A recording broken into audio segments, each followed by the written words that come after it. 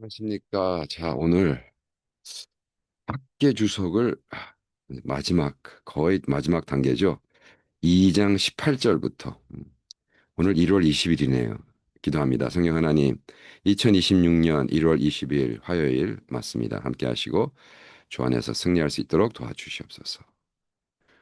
네, 1월 21일 내일이면 우리가 결혼 주년 42주년이 되는 해인데, 와, 이 학계 2장 18절부터 오늘 내일로 마치겠습니다. 너무 오래 끌어가지고 킹 제임스 버전으로 두 번 읽습니다. 렉시오 디비나 하죠. 마음 문을 열고 눈을 감고 들어보세요. 이제 너희는 오늘부터 이전을 깊이 생각해 보라. 곧 9월 24일 여호와의 성전의 기초를 놓던 그날부터 오늘까지를 생각해 보라. 아직 창고에 씨가 있느냐? 포도나무와 무화과나무와 석류나무와 감람나무 아직 열매를 맺지 못하였느냐? 그러나 오늘부터는 내가 너에게 복을 주리라. 두 번째 읽습니다. 이제 너희는 오늘부터 이전을 깊이 생각해보라. 곧 9월 24일 여호와의 성전의 기초를 놓던 그날부터 오늘까지를 생각해보라. 아직 창고에 씨가 있느냐? 그날부터 오늘까지를 생각해보라. 포도나무와 무화과나무와 석류나무와 감람나무가 아직 열매를 맺지 못하였느냐? 그러나 오늘부터는 내가 너에게 복을 주리라. 아멘. 우리 복을 좋아하는 우리 크리스찬들 복을 할렐루야. 근데 여기서 잘 생각해 보라는 히브리 시무는 남성 복수형 명령법으로 써 있어요. 음, 세우라, 그죠? 세우라, build up. 방질 목사와 로버토는 학계 2장 18절 19절에 대한 주석에서 회개와 영적 정렬이 지닌 변혁의 능력을 강조한다. 이스라엘에게 전환점이 된 것은 물질적 풍요나 외적인 성공이 아니라 여호와의 성전의 기초를 놓은 행위이다. 이것은 눈에 보이는 건축뿐 아니라 삶의 중심에 하나님을 다시 모시겠다는 영적 재헌신이었다. 그들은 하나님이 반복해서 잘 생각해 보라고 부르는데 주목한다. 이것은 멈추어 서서 성찰하는 하나님의 초대이며 모든 복이 사람의 노력에서가 아니라 살아계신 하나님과의 관계가 회복될 때 흘러나온다는 사실을 깨닫게 하려는 부르심이다. 박 목사는 눈에 보이는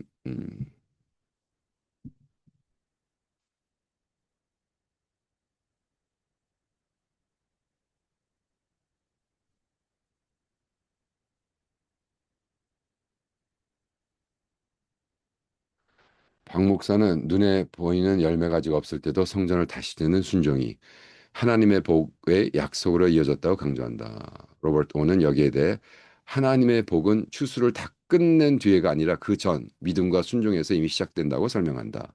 두 사람은 참된 메시지 이렇게 확인한다. 우리의 우선순위가 자기 중심의 삶에서 하나님의 중심으로 믿음으로 옮겨지고 우리의 기초가 하나님 위에 바르게 놓일 때 하나님께서 친히 오늘부터는 내가 너에게 복을 주리라 하고 선언하신다는 것이다. 이 복은 인간이 만들어낸 제도적이나 외적인 조건이 아닌 복이 아니라 하나님과의 친밀함에서 뿌리를 둔 영적이고 신적인 어, 영적인 복이다. 할렐루야. 그죠? 이게 명령법으로 써 있는 거예요. 그래서 여기 보면은 가장 내가 좋아하는 맨날 설교 때마다 하는 우리 벌써 매일 복음에서 거의 1000번을 했을 먼저 그 나라와 그의 일을 구하라. 그리하면 이것을 너에게 주라. Seek ye first the kingdom. 먼저 하나님과 그 나라. 그죠? 음. 그래서 제가 2026년도는 이제 학계의 해. 그래서 학계 키 메시지가 저에겐 be strong. 담대해라. courageous. work. 일해라. 왜? 내가 너와 함께한다. 그래서 2026년도는 뭐 2025년도도 열심히 했지만 정말 정말 죽도록 일하는 그죠? 왜 하나님이 함께하기 때문에 이런 해가 될 것 같습니다. 어, 뭐 지금 벌써 그리고 아마 내일은 제가 결혼 42주년 와 잘해야 되는데 음, 어디를 갈지는 아직 결정 안 했지만 지금 12월이니까 근데 아마 어, 12월 1월 말쯤에는 벌써 발표가 나오겠죠, 여러분. 간증으로. 15절에 이미 그들은 이전 일을 기억하라는 권면을 받았는데 그것은 성전이 무너지기 전의 상황을 돌아보라는 것이다. 이제 하나님은 다시 한번 돌이켜 생각하라는 것이다. 왜 지금과 같은 생각이 이렇게 되는지. 보세요. 여기서 사실 이게 한국말로는 그냥 잘 생각해 보라 그랬는데 그게 굉장히 강하게 나와 있어요. 묵상하고 기억하고 꼼꼼히 생각해 보라는 거예요. 잘 생각해 봐. 꼼꼼히 머리에 쥐날 때까지 이렇게 가만히 여러분 렉시오 디비나 우리가 왜 하죠? 그냥 쉽게 쉽게 지나쳐도 되는데 읽고 묵상하고 듣고 또 듣고 또 듣고 또 듣고 그죠? 그죠? 학개서를 듣고 또 듣고 또 듣고 또 듣고 이건 왜 이런 의미가 하나님의 말이니라 하나님의 말이니라 하나님의 말이니라 이야, 묵상 근데 그날부터 딱 내가 깨닫는 순간 내가 너희에게 복을 주겠다. 음, 음, 우리가 이렇게 막 복을 받는 게요. 갑자기 로또를 복권을 타는 게 아니라 여기서 말하는 복이라는 건 말도 안 어떤 상황에 있든지 샬롬 피스가 있고 평화가 있고 그냥 기뻐. 그죠? 네. 어려움 속에서도 기쁘고 이것을 얘기하는 거예요. 그래서 저는 저의 주석에서는 이렇게 잘 생각해 보라는 것은 뭐냐. 히브리 시문은 명령형이다. 하나님께서는 단순한 인식 정도를 요구하는 것이 아니라 멈추어 서서 우선순위를 다시 점검하는 강한 부르심을 주신다. 이것은 학개서에서 세 번째로 반복되는 명령이다. 1장 5절과 7절에도 하나님은 너희의 행위를 깊이 생각하라고 말씀하셨다. 성찰은 수동적인 행위가 아니다. 변화의 문을 여는 영적인 태도이다. 이는 신명기 32장 29절에 말하는 지혜와 통한다. 그들이 지혜가 있어 이것을 깨닫고 자기의 종말을 생각하였다면 좋았을 것이다. 시편 기자도 하나님이여 나를 살피사 내 마음을 아시고 내 안에 모든 악한 행위가 있는지를 보시고 나를 영원한 길로 인도하소서 기도한다. 시편 139편 23절 말씀이다. 회개와 새로움은 언제나 기억에서 시작된다. 하나님은 돌아보라 너의 길을 생각하라 무엇이 어떻게 달라졌는지 그리고 내가 너를 다시 불러준 줄을 기억하라 하고만 계속해서 여러분 사랑의 반대말이 미움이 아니에요. 사랑의 반대말은 관심 없습니다. 관심 없어. 여러분 뭐 친구들 뭐 여러분 제자들이 뭐 목사님 뭐 알랑방귀 뀌지만 생각하지 않는 애들은 더 이상 제자도 아니고 친구도 아니고 생각을 아예 안 해. 오케이 너 뭐 했더라? 이렇게 그냥 지나치는 사람이라고 그런 사람들에게 여러분 너무 신경 쓰지 마세요. 걔네들이 신경을 안 쓰니까 그냥 하나님이 주시고 하나님 평생 가라는 사람들 그죠?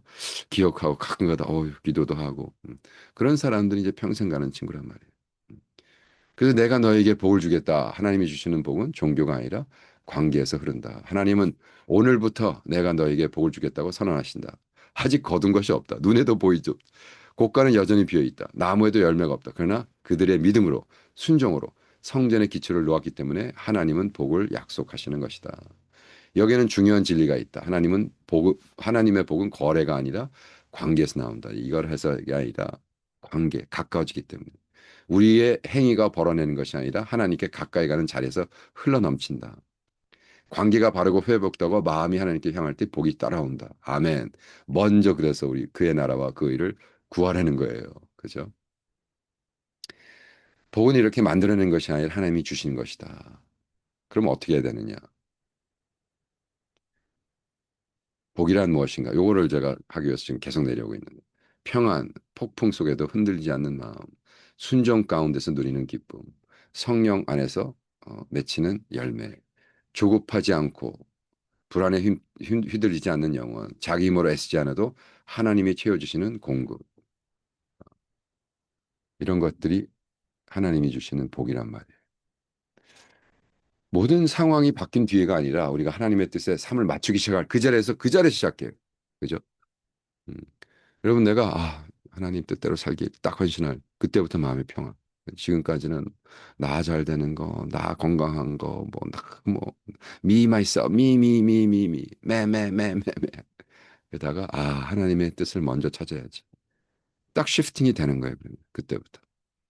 하나님께서 찾으신 사람은 완벽한 사람이 아니다. 부르심에 응답하는 사람이다. 학계의 시대 사람들은 선지자의 음성에 반응하여 성전을 다시 짓기 시작했고 하나님 그날을 새 출발의 날로 삼아 오늘부터 내가 너에게 복을 주겠다 선언하셨다.